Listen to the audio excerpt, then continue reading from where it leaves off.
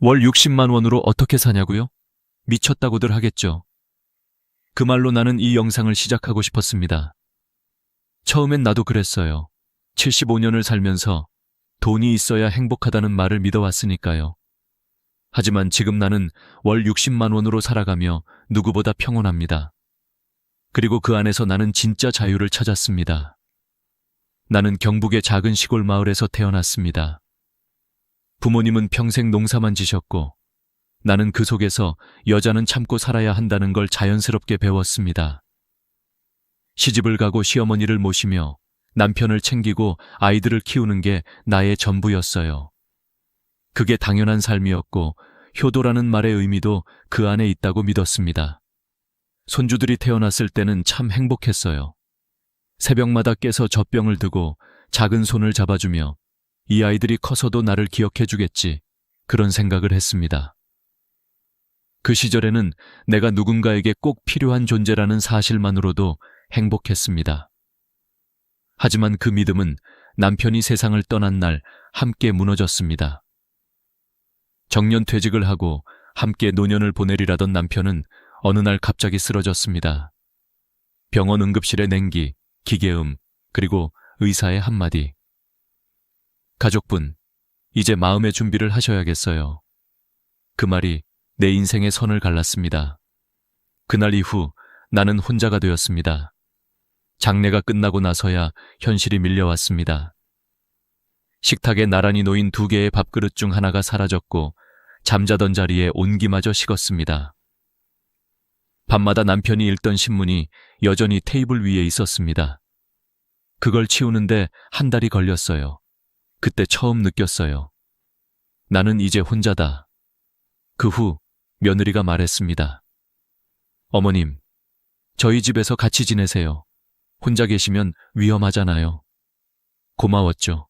정말 고마웠어요. 그래서 그 집으로 갔습니다. 처음 몇 주는 좋았습니다. 손주들과 놀고 같이 밥을 먹고 빨래도 해주고. 그런데 어느 날 저녁 밥을 먹으려는 순간 며느리가 조심스럽게 말했습니다. 어머님, 오늘은 방에서 드시는 게 어떨까요? 손에서 숟가락이 떨어질 뻔했습니다. 아이들이 숙제 중이라 조용히 해야 해서요. 그 한마디가 내 마음 깊은 곳을 찔렀습니다. 그날 이후 나는 식탁에서 사라졌습니다. 방 안에서 혼자 밥을 먹었습니다. 처음엔 괜찮다고 생각했지만 곧 깨달았습니다. 식탁에서 사라진다는 건 가족에서 사라진다는 뜻이구나. 며느리는 미안한 얼굴을 했지만 나는 더 이상 말을 할 수 없었습니다. 그 후 작은 딸 집에 며칠 가보았지만 거기서도 비슷했습니다. 엄마, TV 소리 좀 줄이실래요? 밤에 물은 조금만 드세요. 애들이 깨요. 그때 느꼈습니다. 나는 이제 누군가의 불편함이 되었구나. 그날 밤 물잔을 들었다가 그냥 내려놓았습니다. 내가 여기 있어도 되는 걸까? 75년을 살며 처음 느껴본 감정이었습니다. 가족의 웃음소리 사이에서도 나는 외로웠습니다. 같은 공간에 있었지만 나는 이미 다른 세상에 있었습니다. 천장을 바라보며 오래 생각했습니다. 내가 부모님을 모시던 시절이 떠올랐어요. 그때 나는 얼마나 당연하게 부모를 돌봤던가. 함께 사는 게 효도다. 그렇게 믿었죠. 하지만 세상은 변했습니다.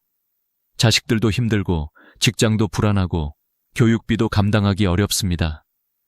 그 속에서 부모의 노후까지 떠맡는 건 그들에게도 무거운 짐이겠죠. 그 사실을 이해하면서도 마음 한켠이 아팠습니다. 나는 평생 가족을 위해 살았는데 이젠 가족이 나를 외면하는구나. 그날 밤 나는 결심했습니다. 이제부터는 내 인생을 내가 책임지자. 누구의 집도 누구의 식탁도 아닌 내 공간에서 내 방식으로. 그때부터 나의 새로운 노년이 시작되었습니다. 하지만 그 길은 결코 쉽지 않았습니다. 그건 외로움과 싸우는 길이었고 세상이 정해놓은 노인이라는 틀을 깨는 싸움이었습니다. 그 후 나는 큰며느리의 집에서 지내기 시작했다. 그 집은 새로 지은 아파트였고 공기청정기 냄새가 늘 났다. 손주들은 반갑게 나를 맞이했다. 할머니 하고 안겨오는 그들의 따뜻한 천이 잠시 나를 위로했다. 처음 몇 주는 즐거웠다. 손주들이 학교에서 돌아오면 간식을 챙겨주고 빨래도 개고 저녁에는 가족들과 함께 밥을 먹었다. 나는 속으로 생각했다. 그래, 아직 나도 누군가에게 필요하구나. 하지만 그 행복은 오래가지 않았다. 어느 날 저녁이었다. 반찬으로 김치찌개를 끓였는데 손주가 말했다. 엄마, 너무 짜. 며느리가 나를 흘끗 쳐다봤다. 어머님, 다음엔 조금 덜 짜게 해주세요. 그 말에 나는 얼어붙었다. 별일 아닌 듯 보였지만 그날 밤 나는 잠을 이루지 못했다. 그때부터 무언가 달라지기 시작했다. 집안의 공기가 변했다. 며느리는 더 이상 내게 집안일을 부탁하지 않았고 식탁에서 내 자리가 조금씩 멀어졌다. 결정적인 순간은 어느 날 저녁이었다. 온 가족이 밥을 먹으려 식탁에 모였을 때 며느리가 말했다. 어머님, 오늘은 방에서 드시면 어떨까요? 그 한마디에 숟가락이 손에서 떨어질 뻔했다. 아이들이 숙제 중이라 집중이 안 된대요. 어머님이 밥 드실 때 소리 나서.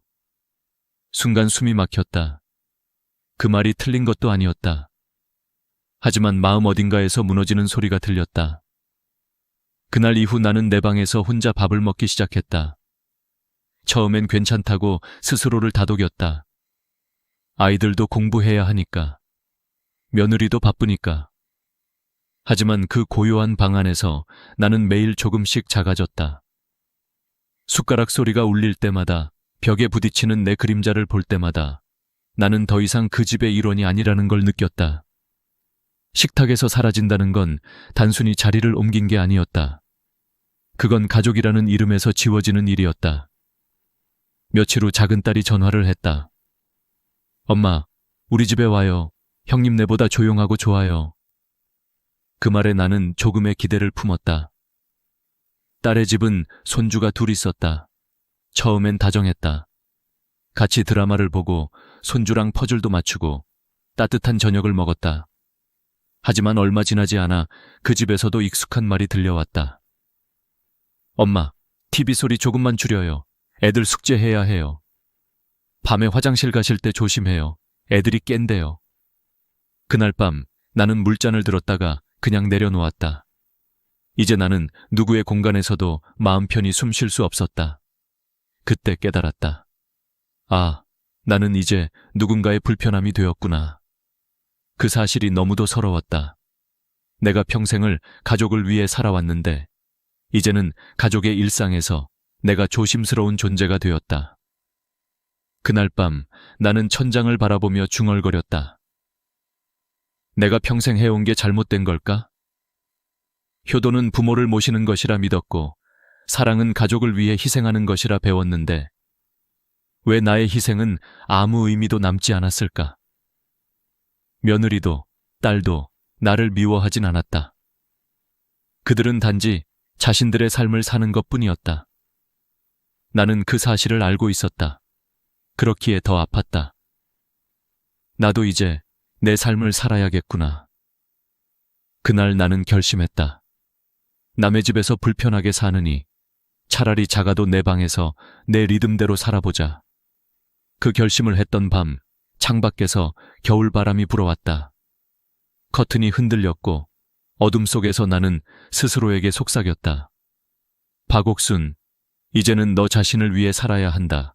늦지 않았다. 그렇게 나는 새로운 길을 향해 나서기 시작했다. 하지만 그 길의 첫걸음은 너무도 낯설고 외로웠다. 이제 진짜 싸움은 시작이었다. 세상과 그리고 나 자신과의 싸움. 혼자 살기로 결심한 뒤 나는 가장 먼저 건강을 걱정했다. 이 나이에 아프면 누가 도와주지? 그 불안이 밤마다 목을 조였다.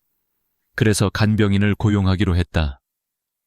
하루 8시간, 한 달에 450만 원. 큰돈이었다. 그래도 마음의 안정을 사고 싶었다. 처음 며칠은 괜찮았다. 간병인은 젊은 여성이었고 밝게 인사했다. 할머니, 오늘은 뭐 드시고 싶으세요? 약은 식사 후에 드셔야 해요. 그녀의 손길은 따뜻했고 마음이 놓였다. 오랜만에 누군가 나를 챙겨주는 기분이었다. 하지만 일주일쯤 지나자 미묘한 변화가 찾아왔다. 할머니, 다른 집에서는 고기 반찬을 자주 해드리는데 식비를 조금만 더 주시면 제가 더 신경 쓸게요. 처음엔 웃으며 넘겼다. 하지만 그 다음 날, 할머니, 이렇게 검소하게만 드시면 제가 밥하는 보람이 없어요. 저도 사람인데요. 그 말에 마음이 무너졌다. 돈을 주고도 미안해야 하는 관계, 함께 있어도 외로운 관계, 그게 간병인의 현실이었다. 사보 50만 원을 쓰고도 마음은 편치 않았다. 내가 이 돈을 쓴 이유는 돌봄이 아니라 안심을 사기 위해서였다. 하지만 안심은커녕 마음은 점점 더 불편해졌다. 이렇게 살아야 하나? 그날 밤 간병인이 퇴근하고 난 빈집은 유난히 조용했다. 그 정막이 무서웠다. 며칠 뒤 큰딸이 말했다. 어머니, 요양원 알아볼까요? 시설 좋고 간호사도 상주한대요. 나는 잠시 고민했다. 그래, 혹시 모르니까 한번 가보자. 그렇게 요양원을 방문했다. 깔끔했다. 벽은 흰색이었고 복되는 꽃이 놓여 있었다. 간호사들이 친절하게 웃었다. 어르신, 여기선 불편한 거 없어요. 세끼 식사 나오고 운동 프로그램도 있어요. 순간 마음이 조금 놓였다. 그래, 여기가 마지막일지도 모르겠다. 하지만 그 평온은 하루 만에 깨졌다. 아침 6시, 요양원의 벨이 울렸다. 기상 시간입니다. 아직 눈도 뜨지 않았는데 불이 켜졌다. 7시엔 식당으로 가야 했다. 입맛이 없어도 억지로 밥을 먹어야 했다. 남기면 안 되니까. 9시엔 단체 체조, 10시엔 음악 치료. 모든 게 시간표대로였다. 누군가의 관리 속에 사는 삶. 75년을 내 뜻대로 살아왔는데 이제는 기계처럼 움직여야 했다. 그때 깨달았다. 요양원은 편안함을 주지만 자유는 빼앗는다. 같은 방을 쓰던 할머니는 밤새 코를 골았다. 옆방에서는 새벽마다 누군가 악몽을 꾸며 소리를 질렀다. 잠이 오지 않았다. 벽 너머에서 들려오는 신음소리, 불 꺼진 복도의 냄새, 그 모든 게 내게 속삭이는 듯했다. 이곳은 네가 있을 곳이 아니야. 사흘 만에 나는 짐을 쌌다. 직원은 놀란 얼굴로 물었다. 어르신, 어디 가세요? 나는 짧게 말했다. 집으로요. 거기가 더 편해요. 그 말에 눈물이 핑 돌았다. 요양원 문을 나서는 순간 바람이 차가웠다. 하지만 그 바람 속에 희미한 해방감이 있었다. 그래, 나는 아직 내 발로 걸을 수 있잖아. 그날 집에 돌아와 천장을 바라보며 중얼거렸다. 이제 어디로 가야 할까? 자식집도 안 되고 간병인도 안 되고 요양원도 아니었다. 모든 길이 막힌 듯했다. 그날 밤 내 안에서 작은 목소리가 들려왔다. 왜 남들이 정해준 길만 따라가야 하지? 그 순간 깨달았다. 이제는 누가 만든 틀 속에서가 아니라 내가 선택한 길을 걸어야 한다는 걸. 그날 밤은 내 인생에서 가장 긴 밤이었다. 하지만 동시에 새로운 시작을 알리는 밤이기도 했다. 요양원에서 돌아온 다음 날, 나는 거실 한가운데 서 있었다. 집안은 고요했고 바람이 창문 사이로 스며들었다. 커튼이 살짝 흔들릴 때마다 마치 내 마음도 함께 떨리는 듯했다. 이제 정말 혼자구나. 그 현실이 무겁게 다가왔다. 하지만 동시에 이상한 평온도 느꼈다. 이제 누구 눈치도 보지 않아도 된다. 내 밥은 내가 정하고 내 하루는 내가 만든다. 그렇게 나는 다시 내 삶을 설계하기 시작했다. 가장 먼저 한 일은 안전을 확보하는 것이었다. 혼자 사는 노인에게 가장 큰 적은 고독이 아니라 사고였다. 그래서 나는 스마트홈 시스템을 설치했다. 아침이면 알람이 부드럽게 울렸다. 오늘은 23도, 약 드실 시간입니다. 이젠 약을 깜빡할 일도 없었다. 음성으로 명령을 내리면 불이 켜지고 TV가 켜졌다. TV 켜줘. 불 꺼줘. 이 간단한 말 몇 마디가 내 하루를 조금 더 편하게 만들어 주었다. 욕실과 거실에는 낙상 감지 센서를 설치했다. 넘어지면 즉시 딸에게 연락이 간다.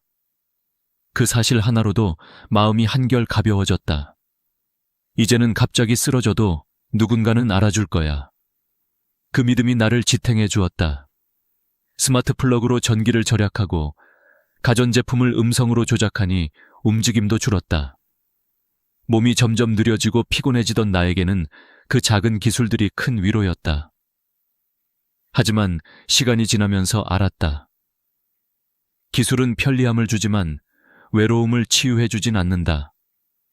밤이 깊어질수록 그 공허함은 커졌다. 냉장고 문을 열어도 대화할 사람이 없고 식탁에 앉아도 나 혼자였다. 스마트 스피커가 오늘의 뉴스입니다 라고 말할 때마다 나는 문득 사람 목소리가 그립다는 생각을 했다. 그러던 어느 날이었다. 아파트 단지의 벤치에서 마주 앉은 한 여자분이 말했다. 저도 혼자예요. 그 말이 어찌나 따뜻하게 들리던지 나는 순간 눈물이 날 뻔했다. 그녀의 이름은 정순자였다. 남편이 몇 해 전에 돌아가셨고 자식들은 외국에 있었다. 그녀는 조용히 물었다. 우리 같이 밥 먹을까요? 그날 이후 나는 매주 월요일, 수요일, 금요일에 그녀의 집을 찾았다. 그리고 조금씩 다른 이웃들도 합류했다. 60대 후반에서 70대 초반의 여자 5명. 모두 사연은 달랐지만 마음은 같았다. 혼자 밥 먹기 싫다. 우리는 규칙을 정했다. 월요일엔 내가 밥을 하고 수요일엔 순자 씨가, 금요일엔 영희 씨가. 반찬은 각자 집에서 조금씩 가져왔다. 누군가는 김치를, 누군가는 나물을, 누군가는 국을. 그렇게 식탁은 다시 따뜻해졌다. 이 된장국 맛있네. 그 한마디에 웃음이 터졌고 누군가는 오래 참았던 눈물을 훔쳤다. 그 순간 깨달았다. 밥을 함께 먹는다는 건 마음을 나눈다는 것이다. 이후 우리는 병원도 함께 갔다. 누군가 진료 예약이 있으면 다 같이 따라갔다. 의사 앞에서도 혼자보다 함께일 때 질문도 이해도 훨씬 쉬웠다. 선생님, 약은 식사 전에 먹나요? 누군가 물으면 모두가 함께 들었다. 그 덕분에 약을 잘못 먹는 일도 줄었다. 무엇보다 큰 변화는 아침 인사였다. 매일 아침 10시 전에 5명이 단톡방에 인사를 올렸다. 좋은 아침입니다. 만약 누군가가 인사를 하지 않으면 바로 전화했다. 언니, 괜찮아요. 어제는 좀 피곤해 보이더라. 그 사소한 안부가 생명을 지켜주는 끈이 되었다. 그렇게 하루하루가 달라졌다. 내 삶의 리듬이 다시 생겼다. 혼자였을 땐 시간이 흘러가는 게 무의미했는데 이제는 아침을 기다리고 점심을 함께하고 저녁을 이야기하며 보냈다. 나는 점점 깨달았다. 함께 사는 삶은 돈보다 더 큰 재산이다. 그건 보호나 간섭이 아니라 서로의 존재를 인정하는 관계였다. 그날 밤 나는 오랜만에 일기를 썼다. 오늘은 혼자가 아니었다. 그 한 줄을 쓰며 눈물이 났다. 행복이란 게 거창한 게 아니었다. 누군가 내 이름을 불러주는 것, 그리고 그 목소리를 들으며 밥을 먹는 것. 그게 전부였다. 우리의 모임은 점점 커졌다. 처음엔 단지 같이 밥 먹는 모임이었지만 어느새 삶의 중심이 되었다. 이름도 정했다. 해바라기 모임. 서로를 향해 그리고 햇살을 향해 고개를 드는 해바라기처럼 살고 싶었기 때문이다. 우리는 규칙을 더 만들었다. 첫째, 누구도 혼자 두지 않는다. 둘째, 도움이 필요한 사람은 먼저 말한다. 셋째, 웃을 일 하나씩 만들자. 이 3가지 약속이 우리 5명의 버팀목이 되었다. 매주 한 번은 산책을 나갔다. 봄에는 벚꽃길을 걸었고 여름엔 계곡 근처에서 도시락을 먹었다. 가을이면 단풍 아래서 사진을 찍고 겨울엔 서로의 집을 오가며 김장을 했다. 나이 들면 몸이 느려지지만 마음은 더 가까워지네. 그 말에 다 같이 웃었다. 그리고 우리는 각자의 재능을 나누기 시작했다. 정순자 씨는 손재주가 좋았다. 헌천으로 손가방과 컵받침을 만들어냈다. 이거 팔면 돈도 되겠다. 누군가 농담처럼 말하자 정말 팔기 시작했다. 처음엔 동네 사람 몇 명이 사갔지만 입소문이 나면서 온라인 판매까지 하게 됐다. 진짜로 팔렸어요. 3개나요. 그날 우리 5명은 박수를 치며 서로를 안았다. 영희 씨는 요리를 잘했다. 그래서 경로당에서 요리 수업을 열었다.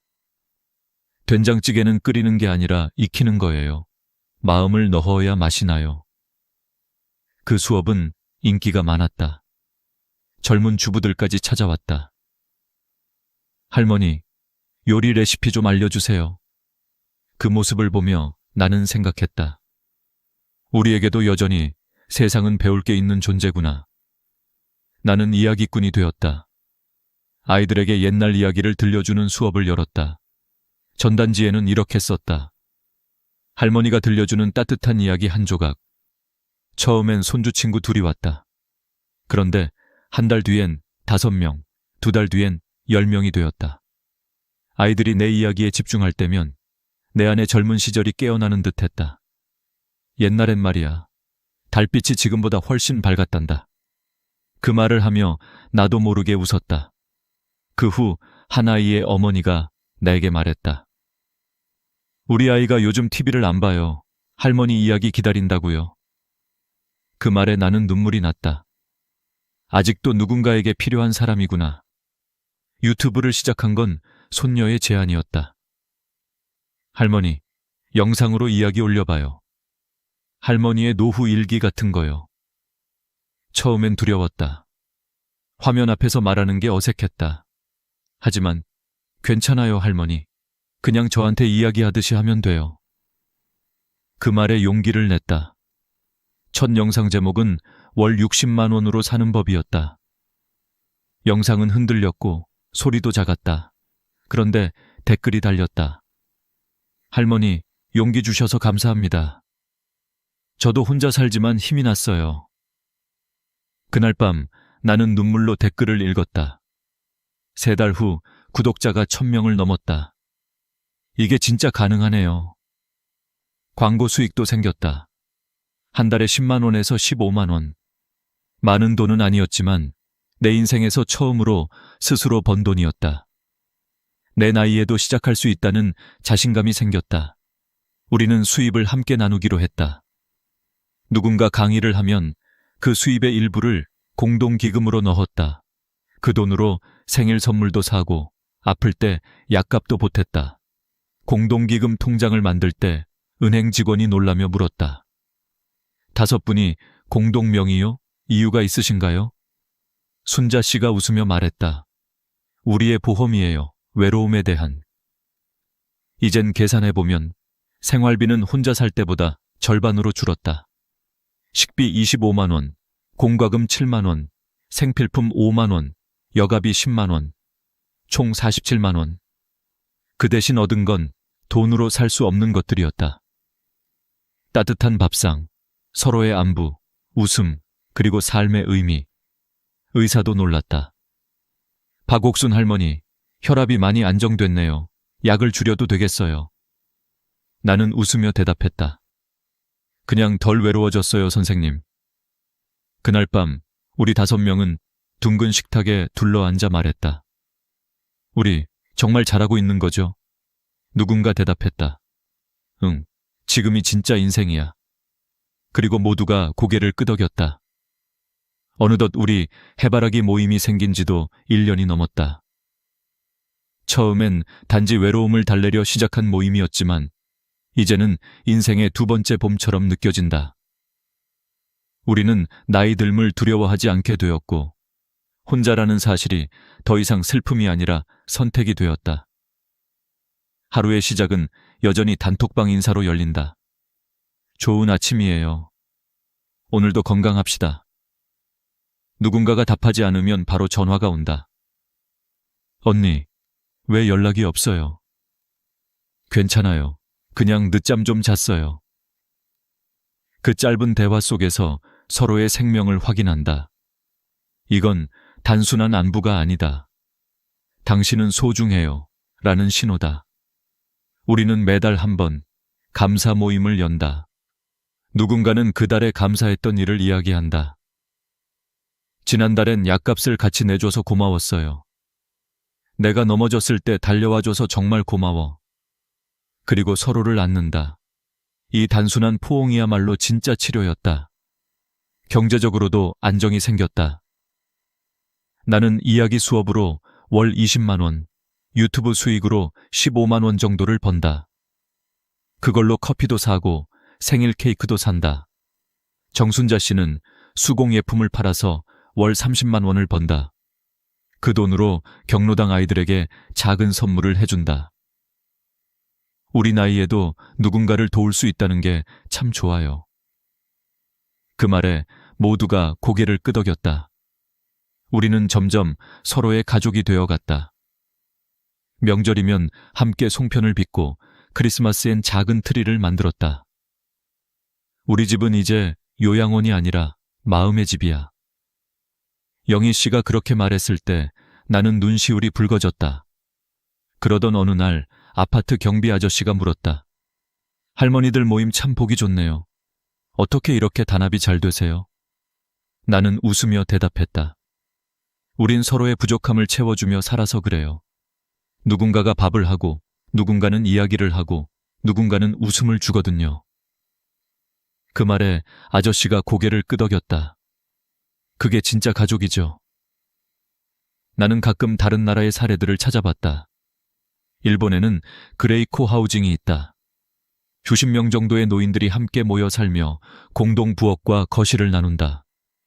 그곳에선 고독사가 거의 없다고 한다. 덴마크의 코우징은 세대가 섞여 산다. 노인은 젊은 세대에게 지혜를 나누고 젊은이는 노인의 삶을 돕는다. 세대가 함께 웃는 사회, 그게 진짜 복지 아닐까? 미국에는 시니어 커뮤니티가 있다. 노인들이 함께 취미 활동을 하고 여행을 가고 건강 관리를 공유한다. 이 세 나라의 공통점은 하나다. 함께 산다. 나는 이 생각을 한국에도 전하고 싶었다. 우리도 할 수 있어요. 그래서 나는 구청 노인복지센터에 편지를 썼다. 혼자 사는 노인들이 함께 밥을 먹고 함께 운동할 수 있는 이웃동행 프로그램을 만들어주세요. 며칠 뒤 복지 담당자가 직접 연락을 줬다. 좋은 제안이네요. 작은 모임부터 시작해볼게요. 그날 나는 하늘을 올려다봤다. 아, 정말로 변할 수 있겠구나. 우리의 작은 모임이 이제는 마을의 모델이 되었다. 젊은 세대가 찾아와 물었다. 저희 부모님도 이런 모임에 참여할 수 있을까요? 그 질문 하나가 내 가슴을 벅차게 했다. 노년이 외로운 세대가 아니라 함께 살아가는 세대로 바뀌고 있었다. 나는 지금도 유튜브에 영상을 올린다. 오늘의 영상 제목은 60만 원으로 살아도 행복할 수 있습니다. 댓글에는 낯선 이들의 따뜻한 말이 이어진다. 할머니 덕분에 용기 얻었어요. 저도 혼자지만 이젠 외롭지 않아요. 그럴 때마다 나는 웃는다. 우리가 만든 이야기가 누군가의 내일을 바꿀 수도 있겠구나. 밤이 깊으면 나는 해바라기 모임 단톡방을 다시 열어본다. 잘 자요, 내일 봐요. 그 말 한 줄에 따뜻함이 번진다. 혼자지만 혼자가 아니다. 요양원도, 간병인도, 자식의 집도 아닌. 함께 사는 노후 꼴을 나는 지금 살고 있다. 이제 나는 두렵지 않다. 내일이 어떻게 오더라도 내 곁에는 웃는 얼굴 5명이 있기 때문이다. 그리고 나는 이렇게 말하고 싶다. 당신도 할 수 있습니다.